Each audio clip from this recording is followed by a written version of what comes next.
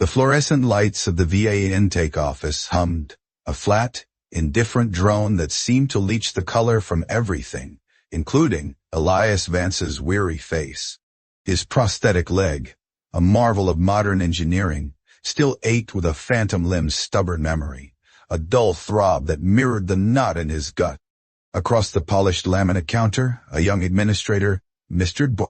Sterling, with a name tag that gleamed too brightly and a tie too perfectly knotted, tapped a manicured finger on a form. Mr. B. Vance, I understand your request for the specialized mobility chair, Sterling began, his voice a smooth, practiced monotone, but as per Section 3, subsection B of the Veteran Benefit Enhancement Act of 2023, and I quote, all non-emergency specialized equipment requests must be accompanied by a detailed physician-signed rehabilitation plan, reviewed and approved by a level 4 of a medical board with court. This box here, he gestured with a pen that clicked annoyingly. It's unchecked. And your last submission was, what is this? A napkin sketch of a tank. Eli felt the familiar hot flush of indignation rise, quickly followed by the cold, deep well of resignation. He'd seen worse. Much worse. He simply adjusted the grip on his worn canvas duffel bag, the one that had been with him through 3 continents, and more years than he cared to count. It held not much, just a change of clothes, some old letters, and, nestled deep within, a single tarnished Zippo lighter. Elias Vance, at 67, was a man built for quiet corners. His hair, once the rich black of a raven's wing, was now a salt and pepper testament to time and trials. His eyes, though, still held the sharp, assessing gaze of a man who'd spent decades observing, calculating, surviving. He wore a faded denim jacket, patched at the elbows, over a simple gray t-shirt. No unit patches, no veteran hats, nothing to declare his past to the casual observer. He didn't need to. The way he carried his weight, the deliberate economy of his movements, the faint, almost imperceptible tremor in his left hand, these were his badges.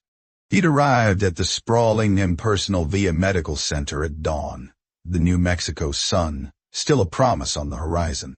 The air, crisp and dry, offered little comfort. He'd navigated the labyrinthine corridors, a maze of beige walls and numbered doors, each one a potential dead end of bureaucracy. The scent of antiseptic mixed with stale coffee and the faint metallic tang of institutional cleaning supplies. Other veterans shuffled past, some in wheelchairs, some with canes, some with eyes that held distant, unreadable stories. They were a tribe, bound by an unspoken understanding, a shared history of sacrifice that the pristine forms and clinical efficiency of the VA often failed to grasp. He wasn't here for handouts. Eli had lived a quiet life since retiring from the Corps, running a small, solitary woodworking shop out of his garage, the scent of cedar and pine a balm to his restless mind. He'd built furniture, carved intricate birdhouses, and occasionally, for old friends, crafted custom rifle stocks. But lately, the phantom limb pain had worsened, a relentless gnawing that even the strongest medication couldn't fully quell.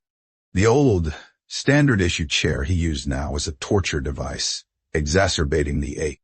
Sergeant Major Henderson, his old commanding officer, now a regional VA advocate, had pulled strings, promising a new, custom-fitted mobility chair. It'll change your life, Eli, Henderson had boomed over the phone, his voice still a force of nature. Just need to get you through the intake process. Shouldn't be a problem. Nor nay. It was a problem. Sterling, oblivious to the decades of quiet valor standing before him, continued his bureaucratic sermon. And this rehabilitation plan you've submitted, Mr.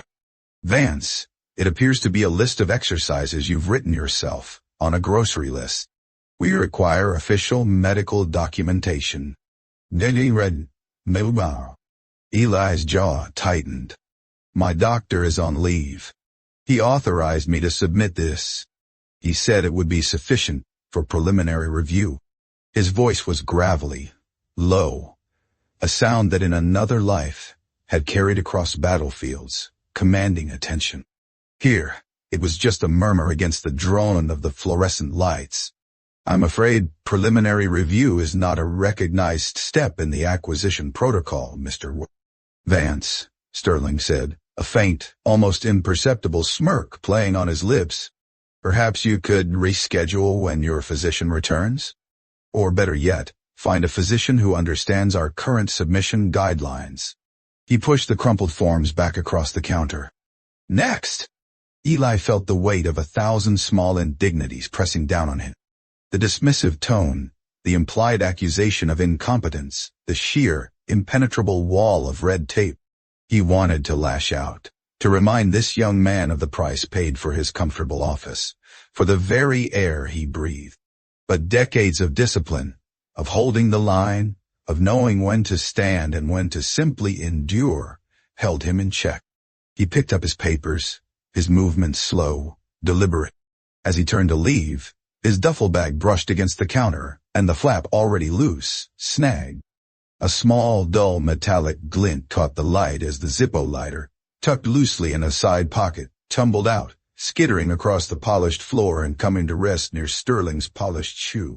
Sterling glanced down, a flicker of annoyance crossing his face. Sir, you dropped something. He bent, picked up the Zippo, and was about to hand it back when his eyes caught the engraving. It wasn't just any Zippo. It was old, brass, heavily tarnished, but the etched lines were still clear. A stylized, almost crude, depiction of a four-leaf clover intertwined with a snake, and beneath it, a single stark number, 73. Sterling, with a dismissive shrug, handed it back. Looks like it's seen better days. But from the back of the office, near the humming coffee machine, a different figure had been watching.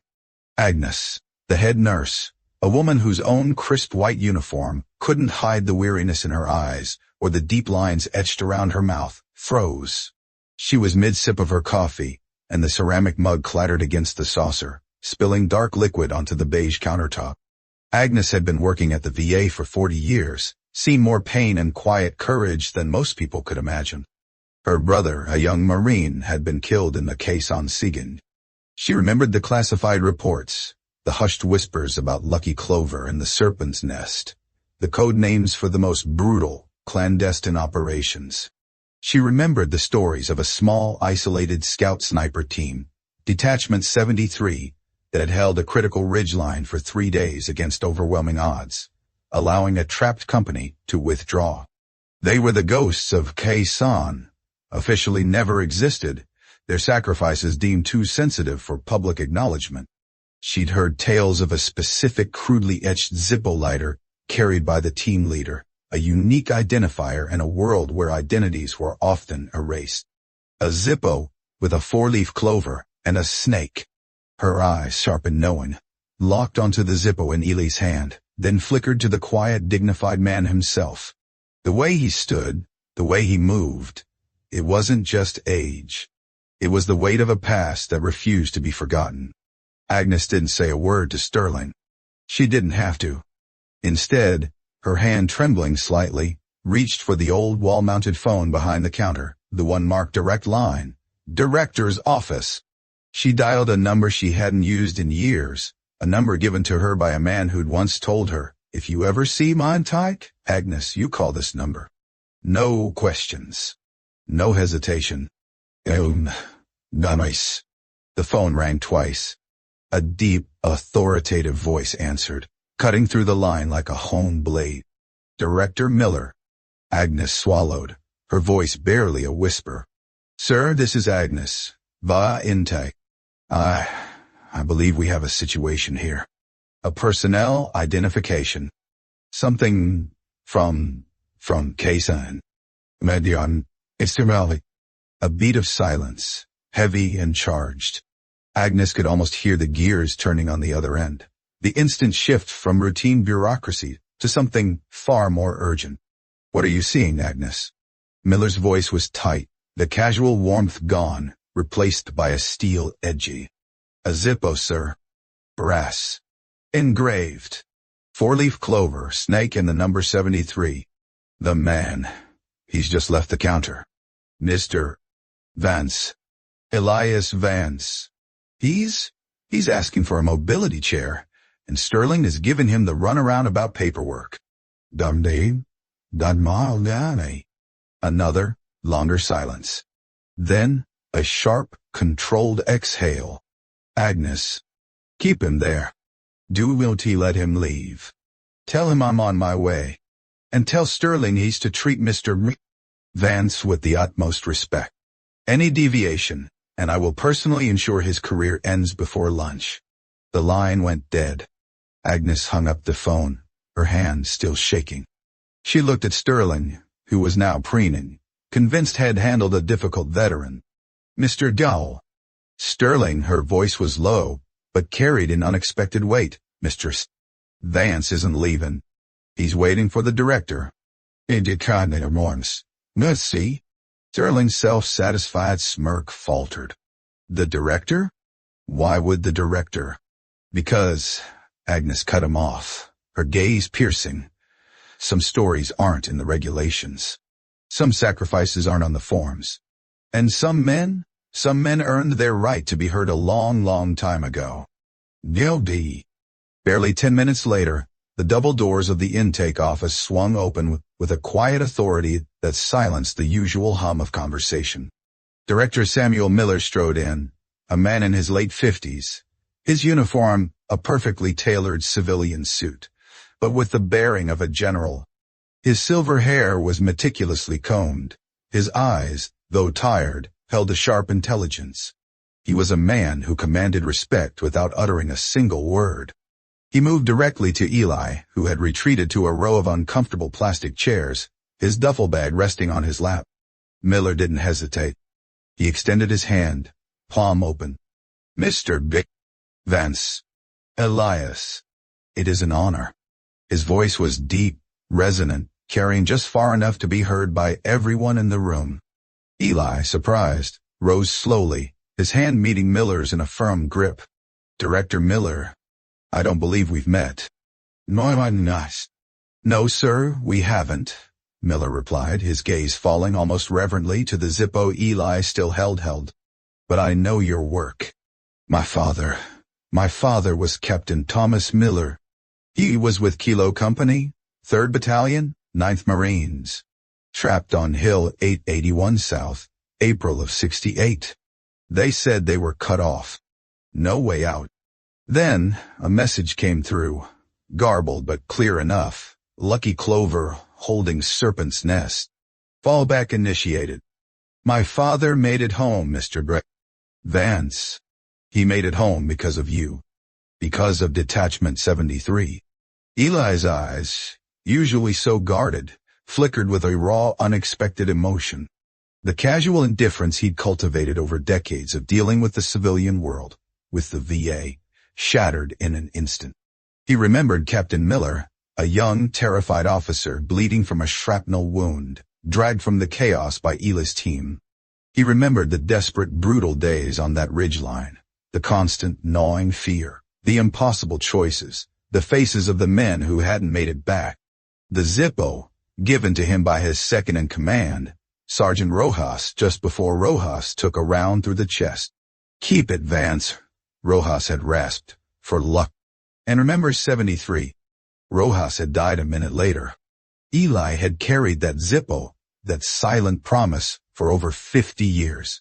Rojas, Eli whispered, the name a ghost on his lips. Sergeant Rojas. He gave me this. He held up the Zippo.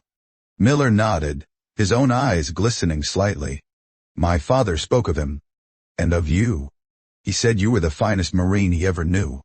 Said you were a ghost, a legend, a guardian angel. He never forgot what you did. None of them did. He paused. Then his voice hardened, directed now at the entire room, at Sterling, at the other administrators, at everyone within earshot. Mr. Vance's request for a mobility chair is approved. Immediately. Expedited. And any future requests, any services he requires, will be handled with the respect and urgency he has earned 1,000 times over. Naman Curtis. He turned to Sterling, his gaze cold, unforgiving. Mr. Sterling, You will personally ensure Mr. Vance's chair is delivered by end of business today. You will then report to my office. We will discuss the definition of service and respect in this institution. No, dear wall, but Sharon. Sterling, pale and trembling, stammered, "Why, yes, Director. Right away, sir. When she here?" Miller then turned back to Eli, his expression softening once more. "Mr. Vance, if you would do us the honor, we have a small unofficial lounge for veterans on the 3rd floor. I'd like to hear more about your time in the Corps. And perhaps, if you're willing, share some of your experiences with our younger veterans. They could learn a great deal from a man like you." Eli looked at the director, then at Agnes, who offered a small, knowing smile. He looked at the stunned faces of the other VA staff, the sudden profound shift in the atmosphere. The hum of the fluorescent lights suddenly seemed less indifferent. He felt a warmth spread through his chest, a feeling he hadn't experienced in decades, not pity, not obligation, but genuine, earned respect. "Lead the way, Director," Eli said, his voice still gravelly, but with a hint of something lighter, something akin to peace. He tucked the Zippo back into his duffel, a silent testament to a hidden history now. Finally, acknowledged. In the following weeks, the VA Medical Center began to change. Director Miller, true to his word, initiated a mandatory veteran empathy and understanding training program for all administrative staff, personally leading the sessions with stories of Eli Vance and others like him. The sterile waiting room started to feel a little less cold, the forms a little less daunting. Eli, now with his custom-fitted mobility chair, found himself spending more time at the VA than he ever intended. Not in the intake lines, but in the quiet lounge on the 3rd floor, where the coffee was strong and the light was soft. Young veterans, fresh from Iraq and Afghanistan, would hesitantly approach him. They saw not just an old man with a prosthetic leg, but a living legend, a man whose quiet dignity spoke volume. He never sought attention, never boasted. He'd simply sit, nursing a mug of coffee, the tarnished Zippo sometimes resting on the small table beside him. He'd listen more than he spoke, offering a nod, a brief knowing glance, or a single carefully chosen sentence. The noise, one young Marine, haunted by firefights in Fallujah, once confessed, it never stops, even when it's quiet. Eli looked at him, his eyes distant, remembering the relentless thrum of helicopters, the crack of gunfire, the screams. "The noise stops," he said, his voice low. "Eventually. But the silence, that's what you learn to live with it. And what you do in the silence, that's what defines you."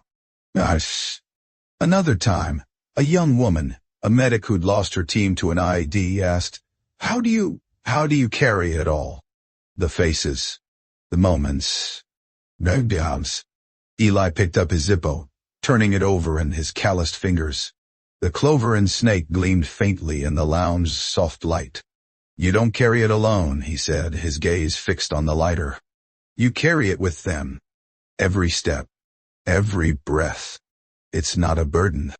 It's a promise."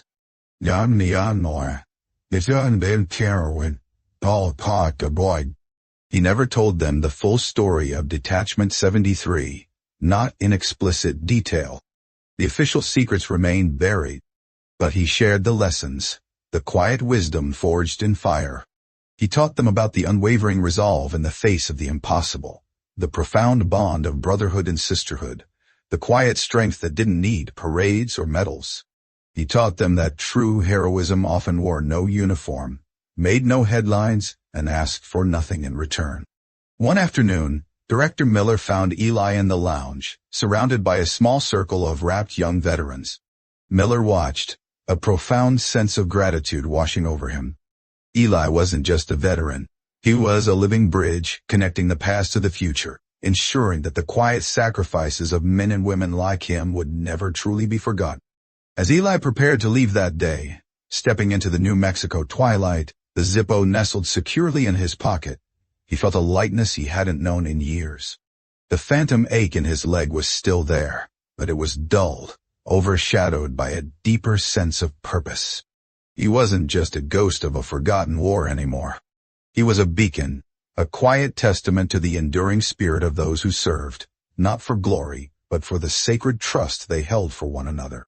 And in the hushed halls of the VA, a new whisper began to circulate, not of regulations or paperwork, but of the old Marine, Eli Vance, and the quiet strength he carried, a strength that finally, after all these years, was seen